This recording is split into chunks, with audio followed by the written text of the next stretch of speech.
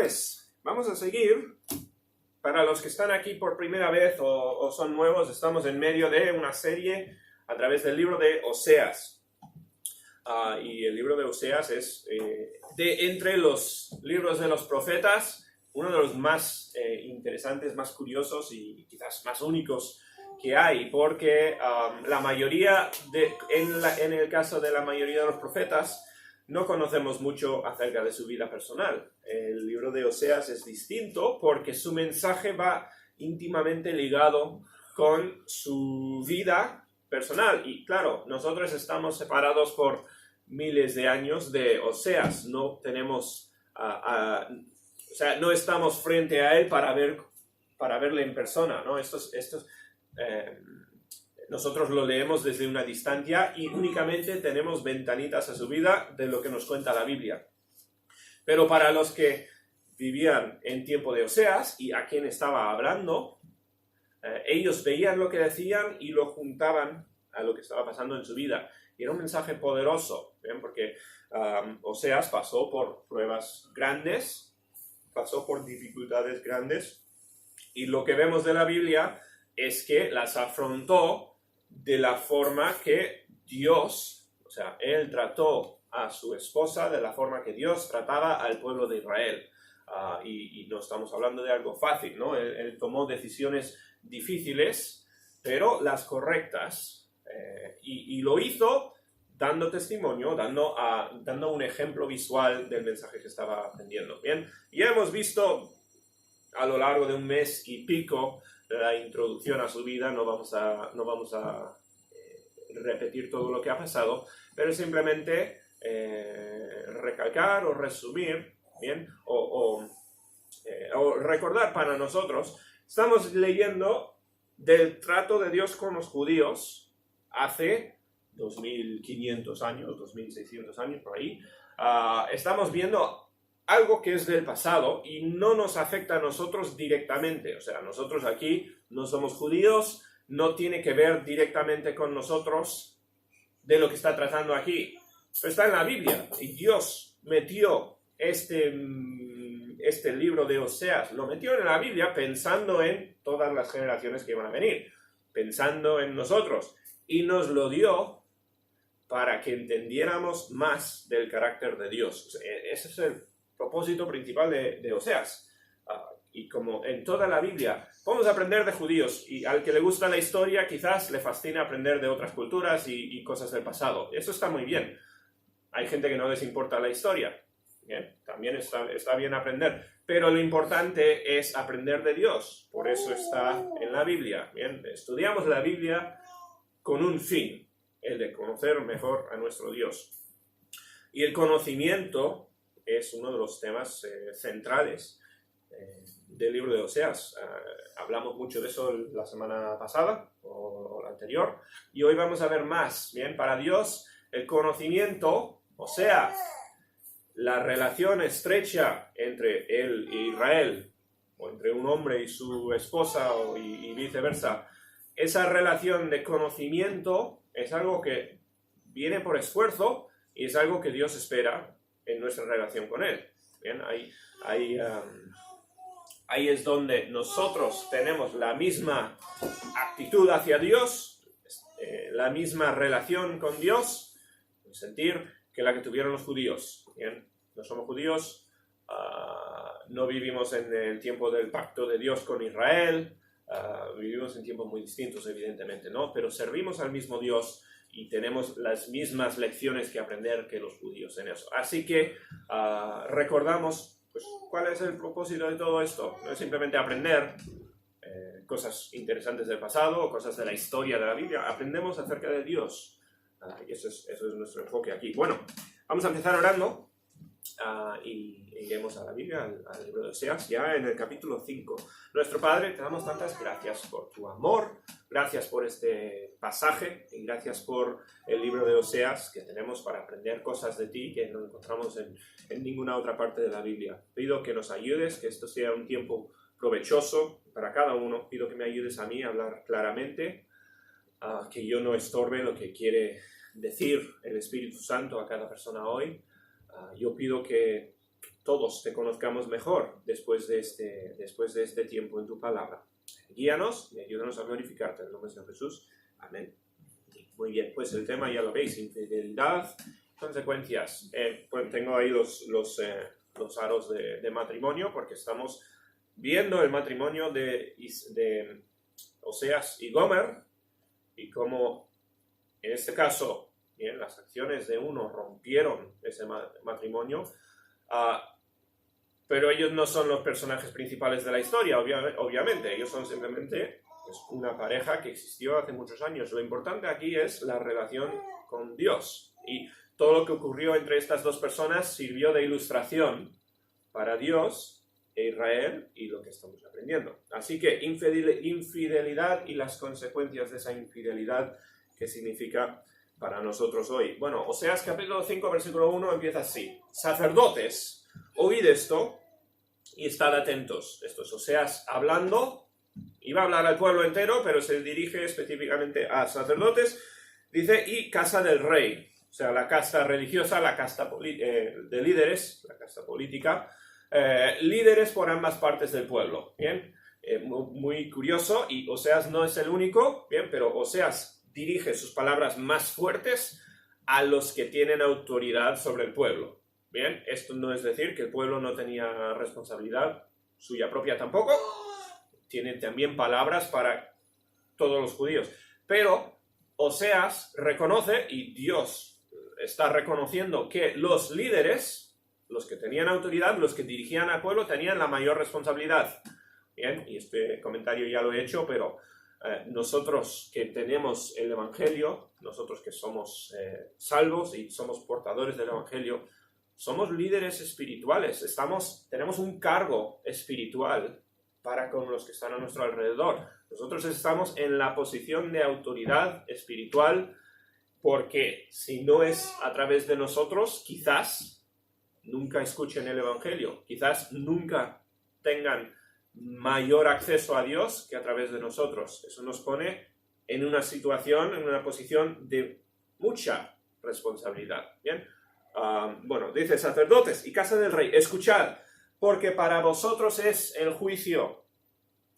Oseas está hablando a el reino del norte de Israel, ¿os acordáis? Oseas predicó durante los últimos reyes del imperio del norte. ¿Bien? Estuvo en 4 o 5 reyes y hasta el final. No sabemos en qué periodo de la historia de Israel es esta, pero estamos cerca del hacha que cae sobre Israel del norte por su pecado. Dice, para vosotros es el juicio, pues habéis sido lazo, dice, en Mizpa, y red tendida sobre Tabor. Estos son dos ciudades religiosas o centros de religión. Seguramente se habían convertido en altares a dioses falsos, estos sitios. ¿Bien?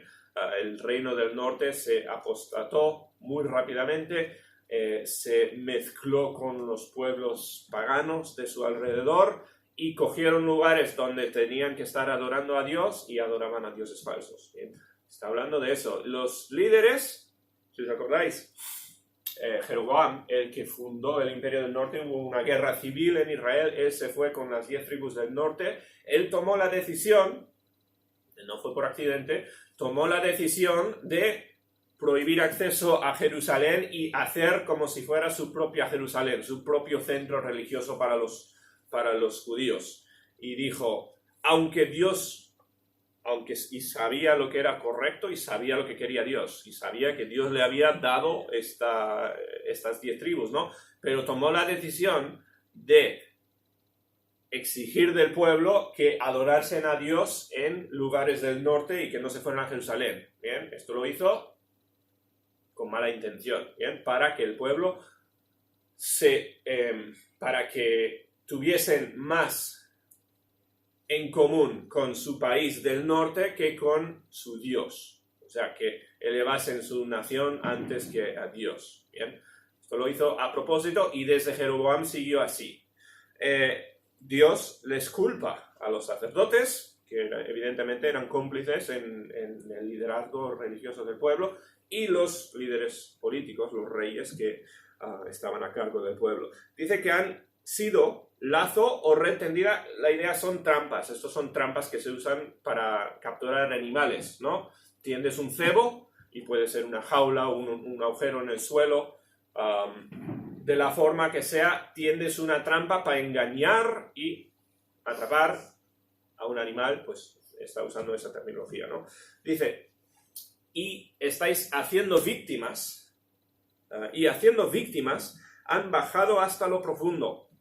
Esta idea de bajar es, ellos, o sea, está hablando a los sacerdotes, o sea, los líderes, religiosamente, los líderes políticos, está diciendo que se han bajado, se han humillado, ellos están por encima del pueblo, hablando en términos de autoridad, de jerarquía, se han bajado, o sea, no han estimado valiosa esa autoridad, se han humillado con sus acciones, es la idea.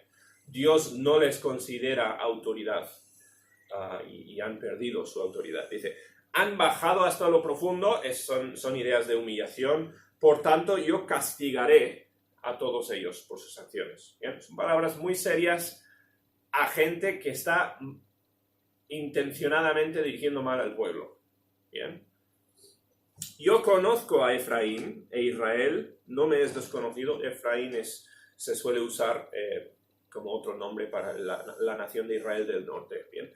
Yo conozco, dije que esta idea de conocimiento es central en el libro de Oseas y vamos a ver más de ello. ¿Bien?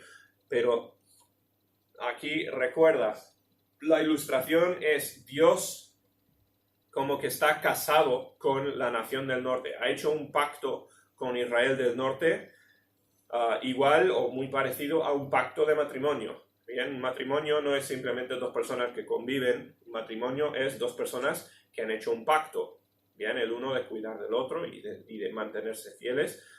Dios ha hecho un pacto con Israel y Dios dice, yo conozco a Israel porque ahora, oh Efraín, te has prostituido, has sido infiel, y usa palabras fuertes para decir Israel, que debería adorar únicamente a Dios con quien hizo su pacto, ha abandonado a Dios y ha ido a por religiones falsas, ídolos falsos. Bien, ya hemos mencionado esto, o sea, el tema de idolatría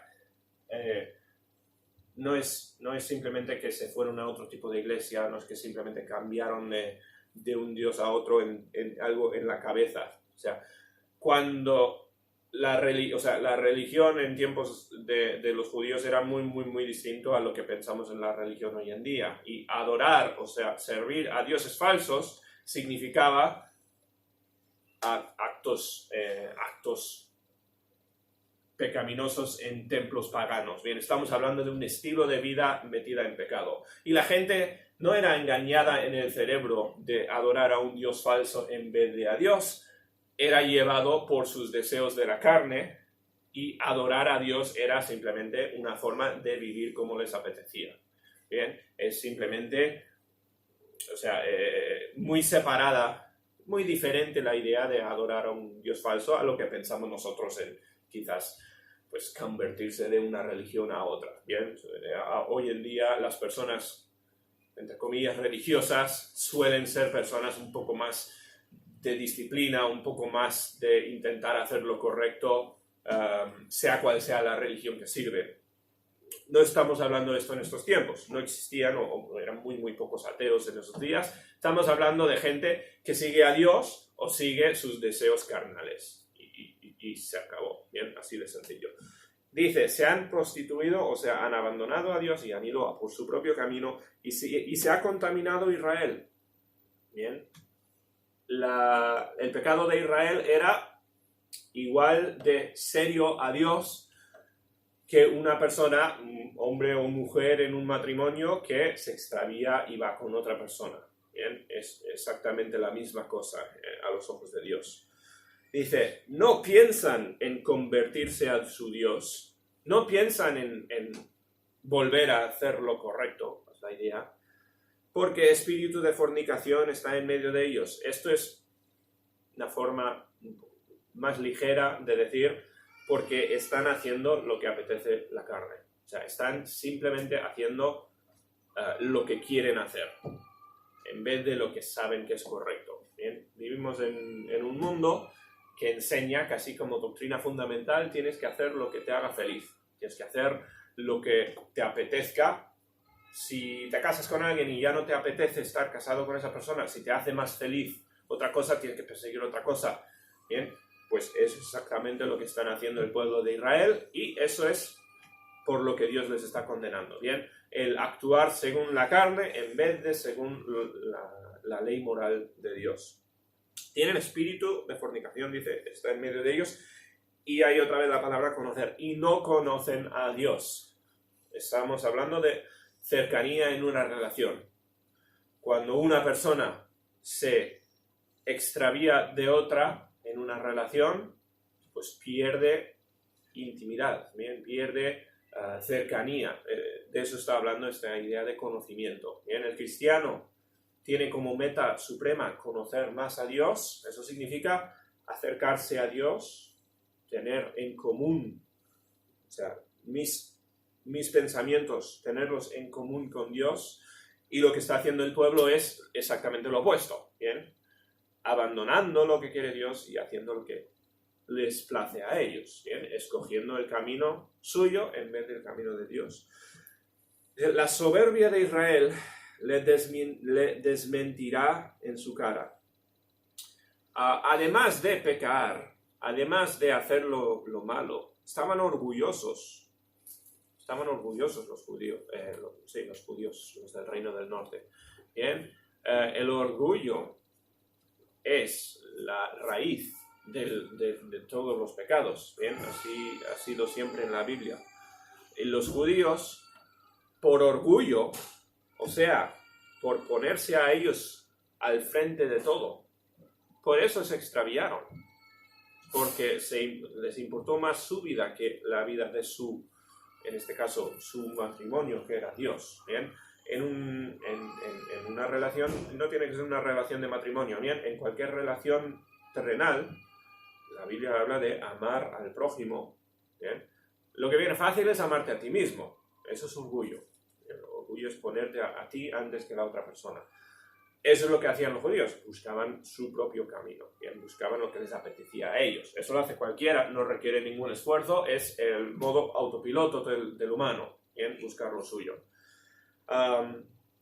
Israel y Efraín tropezaron en su pecado. Y tropezar aquí es esta idea de caer en los lazos. ¿Bien? Los lazos que tendieron los sacerdotes y los líderes políticos, bien, hablando de esto de acercarse a las naciones paganas, en vez de adorar a Dios y en vez de enfocarse en Jehová, pues por las decisiones que tomaron las autoridades, el pueblo siguió sus pasos y tropezaron y cayeron en el pecado, es la idea. Judá tropezará también con ellos, dice. Oseas está hablando principalmente al reino del norte, pero menciona muchas veces a Judá, porque Judá era como el hermano pequeño que sigue al mayor. Cuando cae uno y el otro, pues después cae en lo mismo. Bien, muchas veces Judá terminaba haciendo las mismas cosas que Israel en el norte. Dice, con sus ovejas y con sus vacas andarán buscando a Jehová. Ahora transicionamos un poquito. Bien, esto es, ya hemos dicho que el pueblo le ha abandonado a Dios. Y dice Dios, hablando del futuro, ¿no? Con sus ovejas y sus vacas andarán buscando a Jehová. ¿Qué función servían las ovejas y las vacas en la religión de los judíos? Esto eran, pues, los sacrificios, ¿verdad? Los sacrificios, hoy en día no hacemos sacrificios, ¿bien? Dios no exige sacrificio de animal hoy en día, después de la venida del Señor Jesús. Eso entendemos que ha cambiado mucho. Pero en el día de los judíos, los sacrificios era la forma de demostrar arrepentimiento. Era la forma de decir, Dios, he pecado. Lo que pasa, vemos muchas veces en el Antiguo Testamento, gente queriendo tomar el sacrificio, así como el que se toma, ¿cómo sería? La pastilla esta de la diabetes. Cuando uno toma algo que quizás, y esto es un poco, igual no es el mejor ejemplo, pero uno toma algo malo y después dijo, bueno, lo voy a corregir con una pastillita, una cosa así. Los judíos pues pecaban y después, no importa porque después hago un sacrificio y ya está todo resuelto. Bien, era la misma idea. Vemos con Saúl.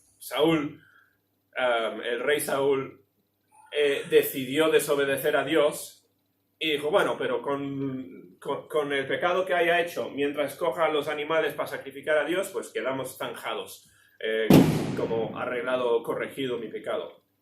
Era la actitud de los judíos.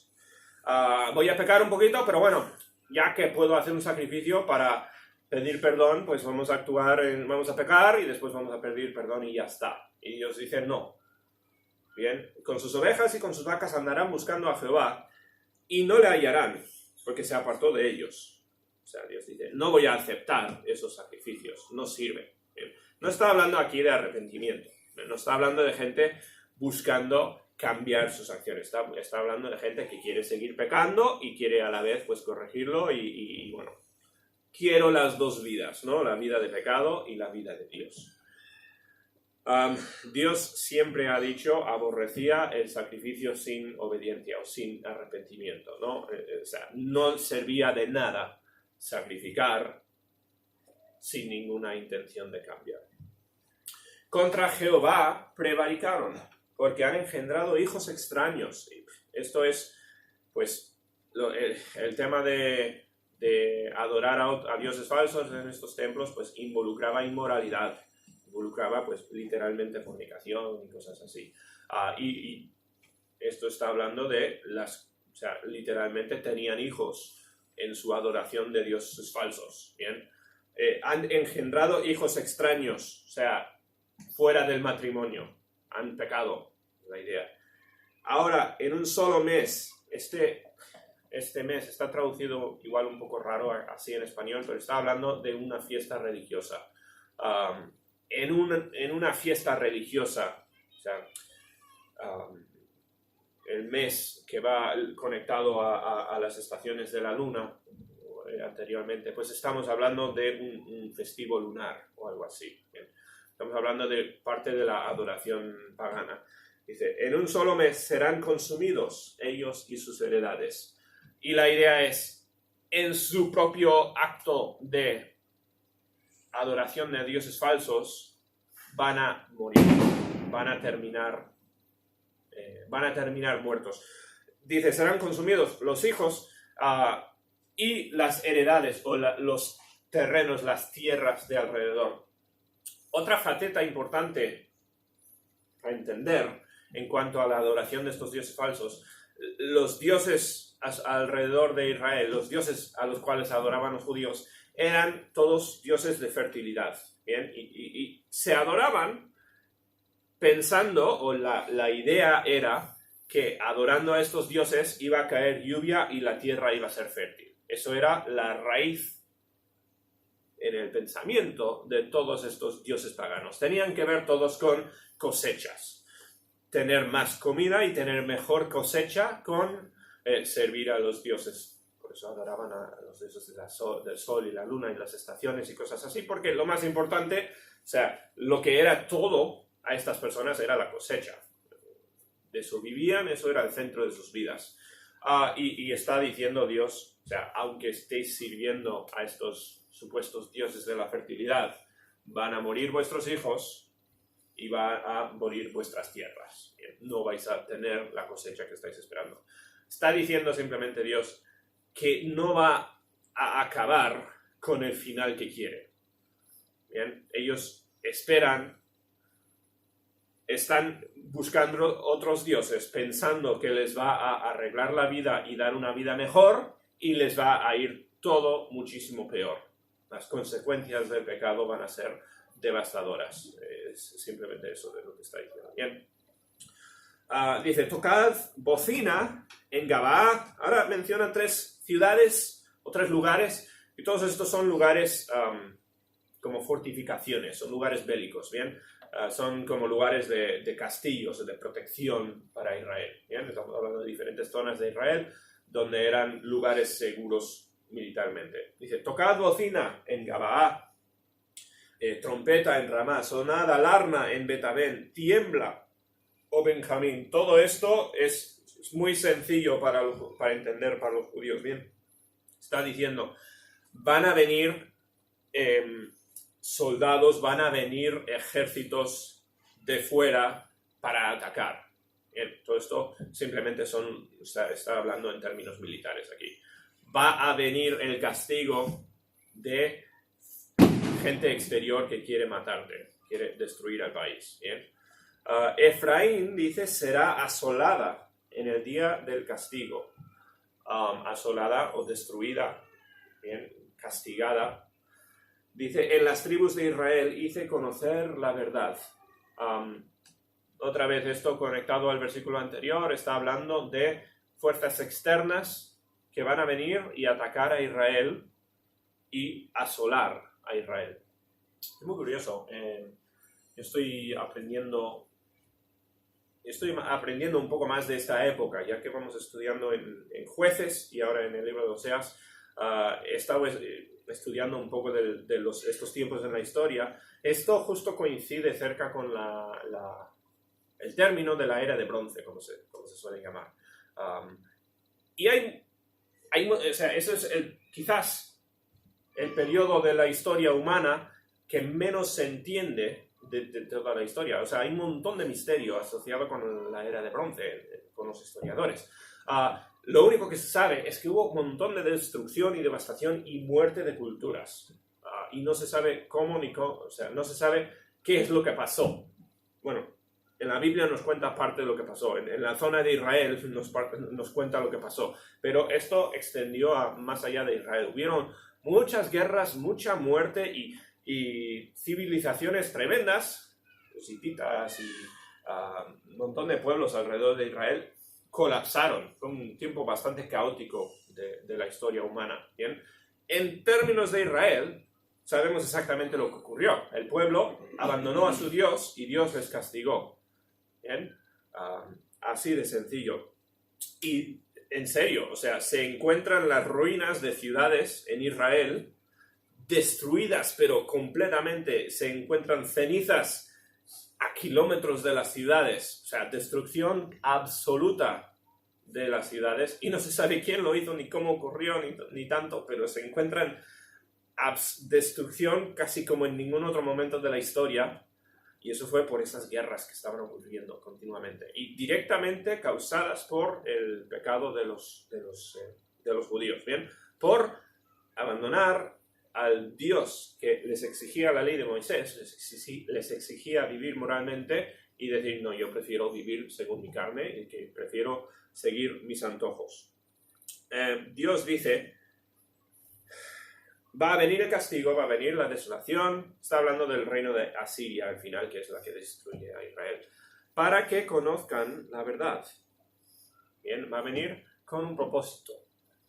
Dice, los príncipes de Judá, ¿acordáis? Se mencionaron en principio, los príncipes, los líderes políticos de Judá, dice, fueron como los que traspasan los linderos.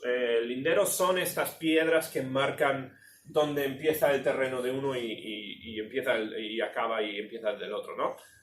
Y hoy en día pues hay mapas y hoy en día es muy diferente la cosa, pero en tiempos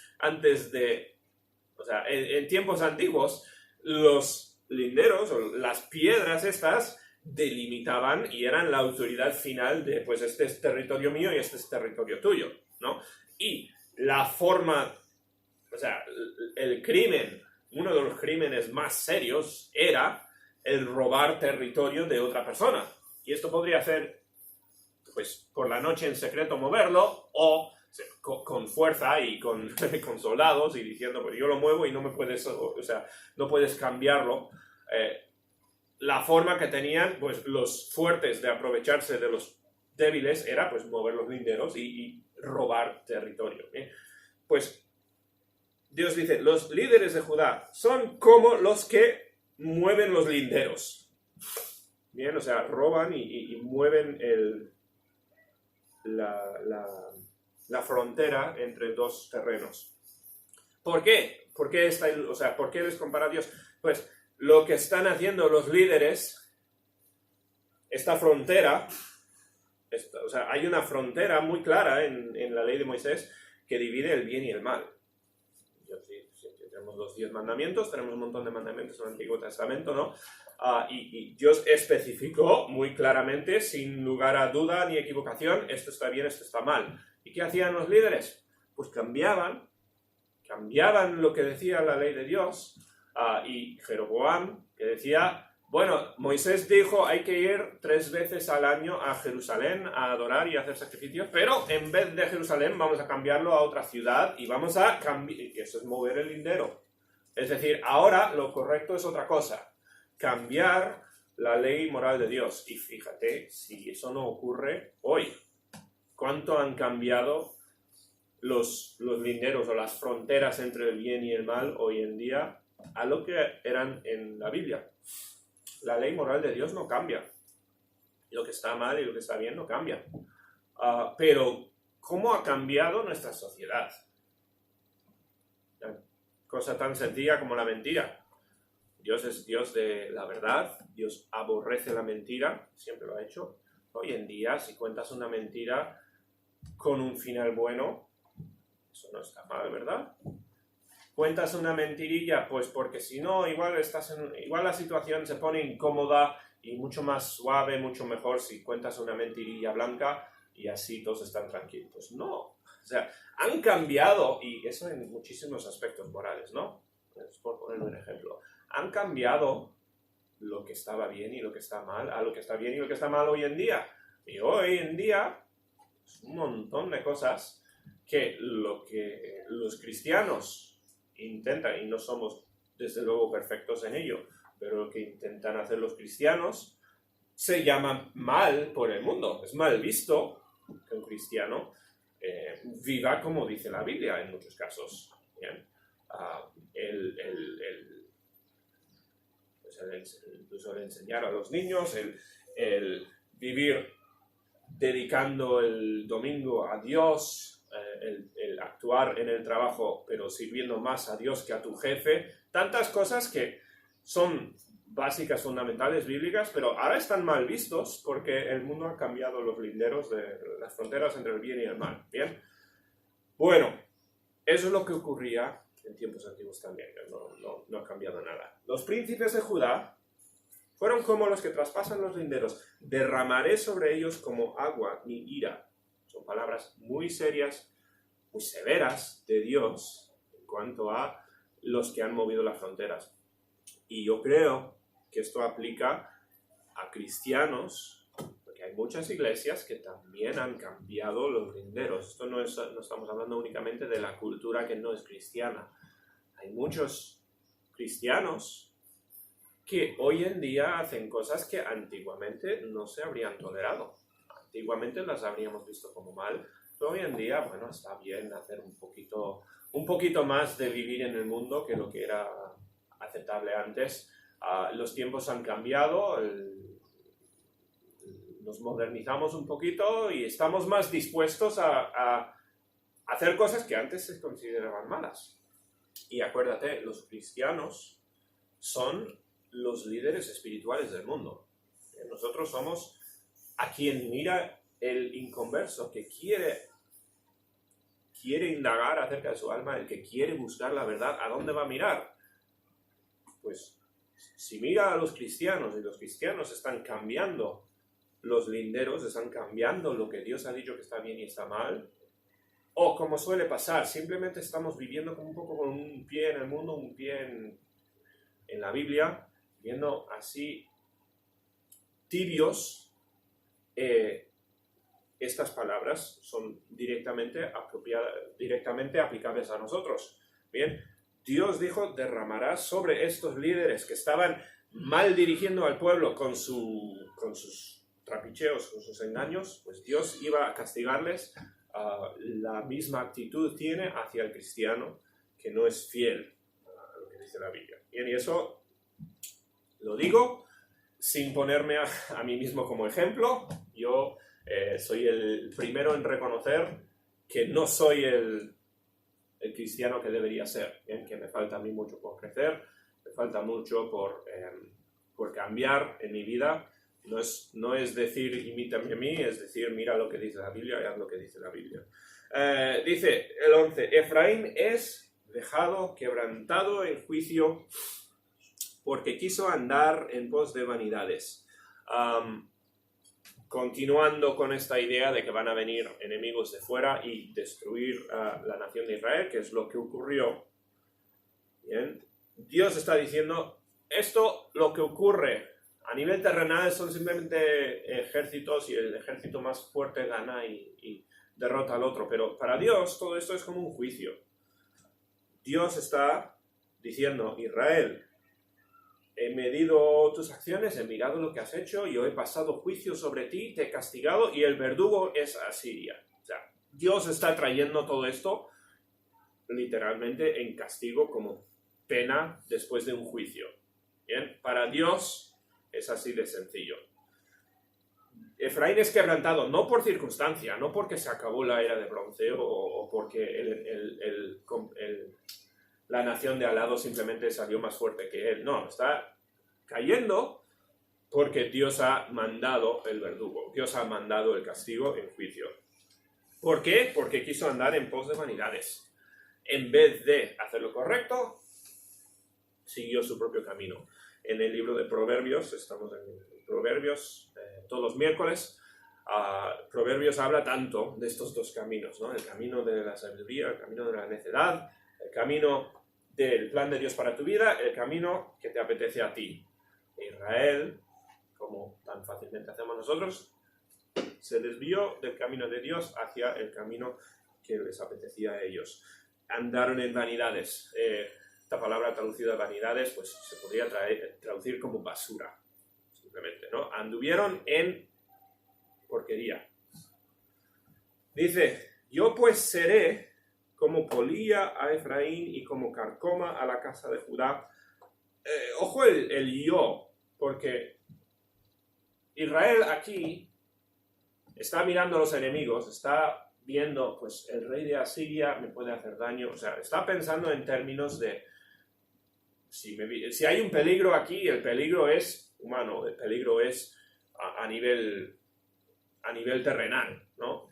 Pero Dios está tomando la responsabilidad por el castigo de Israel.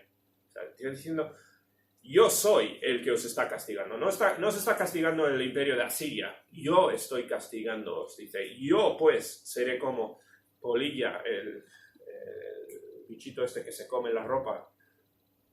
Polilla a Efraín y como carcoma, esto es como una enfermedad degenerativa que siguen habiendo muchos hoy en día y son devastadores, ¿no? Como carcoma a la casa de Judá. O sea, una fuerza destructiva que no, imparable. La idea. Hoy en día igual podemos frenar la polilla, en los tiempos de los judíos no. Es una fuerza imparable. Una enfermedad que no hay cura, como la lepra. Bien. Estamos hablando de Dios es una fuerza imparable para los judíos. Y verá Efraín su enfermedad, verán que viene la carcoma, verán lo que se avecina, y Judá verá su llaga, otra vez, pues, lo que Dios está haciendo, van a empezar a ver lo que está pasando, y dice, irá entonces Efraín a Asiria, porque lo que pasó a Efraín, por temor a sus vecinos, por temor a las naciones a su alrededor, pidió ayuda la nación de Asiria antes de que fuera imperio. Asiria, sabéis que fue pues, el primer imperio medio mundial de la tierra esta de Mesopotamia, Israel y todo eso. Pues, Asiria fueron los primeros en convertirse en imperio. Pues antes del imperio, Israel buscó ayuda de Asiria. Y les dijo, oye, ayúdanos, te vamos a pagar tributo para que nos protejas, etcétera, etcétera. Buscaron aliarse y hicieron lo mismo Judá también. Casi fue destruido Judá por Asiria, pero Dios les salvó milagrosamente en los tiempos de Ezequías. ¿Os acordáis? Se arrepintió Ezequías y el pueblo, y Dios les salvó por los pelos a Judá. Pero Israel no, Israel fue destruido por completo por Asiria. Ellos irán a Asiria, enviarán al rey Jareb, eso no es un nombre propio, es simplemente al rey guerrero, al rey, al líder de guerra de Asiria. Dice, mas él no os podrá sanar ni os curará la llaga.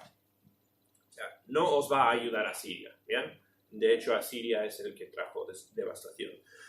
Porque yo seré, aquí otra vez, esto es exactamente como el versículo que vimos antes, otra vez Dios diciendo, yo soy el que va a traer estas consecuencias, porque yo seré como león a Efraín y como cachorro de león a la casa de Judá, un depredador, ¿no? Yo arrebataré y me iré, tomaré, y no habrá quien liberte. Otra vez, simplemente diciendo, Dios, yo voy a castigar el pecado del norte. Andaré y volveré a mi lugar hasta que reconozcan su pecado y busquen mi rostro. En su angustia me buscarán. Este es el último versículo del capítulo y vamos a terminar con este, ¿bien? En el libro de Oseas hay un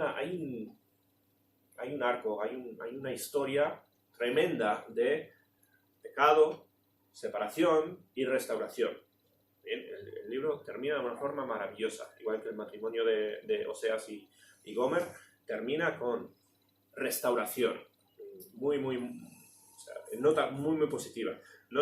Hoy no vamos a ver eso, pero este último versículo nos da un previo a lo que es la meta final de Dios. Bien, porque al final, y especialmente para los que estáis aquí por primera vez en esta serie, estamos en un capítulo muy negativo hoy. Un capítulo que habla Dios mucho de castigo y de consecuencias severas y devastadoras del pecado del pueblo. Bien, y así es, porque era muy serio. Y lo que vino a Israel históricamente es exactamente lo que profetizó Oseas, ¿no? Pecaron, abandonaron a Dios, cayó el pecado, cayó el castigo, pero hubo restauración. Y habrá restauración, porque aún no se ha acabado la historia de Dios con Israel, pero el fin de la historia es feliz, es buena. Dios está castigando a Israel aquí porque sabe que van a volver al final de su propia voluntad a entrar otra vez en esta relación. Es maravilloso y ya llegaremos a eso en los capítulos que vienen. Seguiremos a través del libro de Oseas, pero simplemente a modo de conclusión, ¿no? A modo de aplicación para nosotros, todo esto de castigo que habla Dios, que han sido palabras muy serias, muy fuertes hoy, nos debería hacer mucha pausa y dar miedo, la verdad, de cambiar los linderos y de no escoger el camino de Dios. Nos debería dar miedo este capítulo porque las consecuencias del pecado no son una tontería. Las consecuencias son serias del pecado. Bien. Pero debería darnos esperanza este último versículo y el sentir de que todo lo que trae Dios lo hace con la meta de restaurar. ¿Bien? Muy diferente cómo castiga Dios a un inconverso a un cristiano. El inconverso, el que no conoce a Dios y nunca se va a arrepentir, Dios le castiga por su pecado y ese castigo continúa hasta el castigo eterno del infierno. El cristiano que peca es castigado también. Ahora, nosotros como cristianos en el Nuevo Testamento no estamos en el mismo pacto, en la misma relación de Dios con Dios que lo eran los judíos. Bien, Dios no va a traer o no ha prometido traer una fuerza externa que va a destruir a la iglesia o los cristianos en general por su pecado. O sea, no se aplica de la misma forma al Antiguo Testamento. Bien, no quiero decir eso. Pero es el mismo Dios y tiene Él la misma actitud hacia el pecado que lo que tenía en el Antiguo Testamento. O sea, es igual de severo el pecado contra Dios hoy que el pecado de los judíos en estos tiempos. Bien, Dios ha perdonado ya y nosotros estamos lavados por la sangre de Cristo. Esto es decir, ya ha perdonado nuestros pecados pasados, presentes y futuros, si somos hijos de Dios, somos cristianos. Bien. Hemos sido lavados y perdonados. Y el castigo no es igual. El castigo, en un sentido, cada pecado que cometemos ya como cristianos es un añadido a lo que sufrió Jesús en nuestro lugar. Bien, es como acumular daño, acumular castigo a Jesús, a la cuenta de Jesús, no a nuestra cuenta. Porque eso es lo que significa la imputación de la santidad de Jesús sobre nosotros. No somos castigados como los judíos fueron castigados. Y eso, en gran parte, pues es una felicidad. Pero por otra parte, espero que tengamos la madurez espiritual de decir, el mismo dolor le causa a Dios cuando peco yo hoy que cuando pecaban en el Antiguo Testamento. Igual Dios no me va a castigar como hizo en el Antiguo Testamento, pero es la misma afrenta, es igual de serio, igual de grave. Y a Dios le duele cuando yo cometo un pecado. Gracias a Dios por la salvación. Gracias a Dios por el perdón de pecados. No lo merecemos. Es una verdad increíble. Es un privilegio tremendo el cual tenemos. Pero recordemos lo serio que es ese pecado. ¿Vale? Sí, el pecado tiene consecuencias físicas, limitadas a lo terrenal. Y cuando cometemos un pecado, pues eso va a acarrear consecuencias, porque todo pecado acarrea consecuencias. Pero eso no es castigo de Dios como aquí. Y gracias a Dios vivimos en ese tiempo. Pero dije al principio, ¿no? El propósito de este capítulo, el propósito de este mensaje, lo que aprendemos hoy es aprender acerca del carácter de Dios. Dios quiere nuestra obediencia tanto como la quería en el Antiguo Testamento. Dios nos ama a nosotros por igual que amaba a Israel, a su nación. Les amaba como si estuviera casado con ellos, ¿no? Nos ama a nosotros de la misma forma. Y cada pecado que cometemos es una afrenta tan seria como la del Antiguo Testamento. Así que, si estamos agradecidos por lo que Dios ha hecho con nosotros, demostrémoslo con nuestras vidas. O sea, no entremos en el pecado. Escoge el camino de Dios en vez de el tuyo propio. En un sentido, lo tenemos casi más difícil que los judíos, porque no recibimos el mismo castigo como los judíos. No hay las mismas consecuencias para el cristiano que para el del Antiguo Testamento. Hay consecuencias, sí, pero no tan drásticas como con los judíos. Pero actuemos entendiendo la gravedad de nuestro pecado hacia Dios. Bien, como si fuéramos judíos, como si viviéramos en el pasado. Es el mismo Dios, su misma actitud hacia el pecado. Vamos a vivir, entonces, escogiendo el camino de Dios, haciendo lo que es correcto, reconociendo nuestro lugar como autoridades espirituales de los de a nuestro alrededor que no son salvos. ¿Bien? Y vamos a intentar no necesitar tanto perdón de Dios, no acumular pecados a la cuenta de Jesús, por decirlo así. Dios hizo todo esto, incluso el castigo serio lo hizo en amor, porque sabía que el pueblo iba a ser restaurado. ¿Bien? Y lo que ha hecho por nosotros, cuando murió Jesús en la cruz por nosotros, es misma motivación, es amor a un pueblo que no lo merece, un pueblo que es pecador, somos pecadores, pero Dios lo hizo en anticipación de una relación perfecta entre Él y nosotros. Ahí vamos a terminar con el capítulo de hoy, de Oseas. Gracias a Dios por su perdón, gracias a Dios por su justicia y por su misericordia, y que Él nos ayude esta semana a vivir en su plan.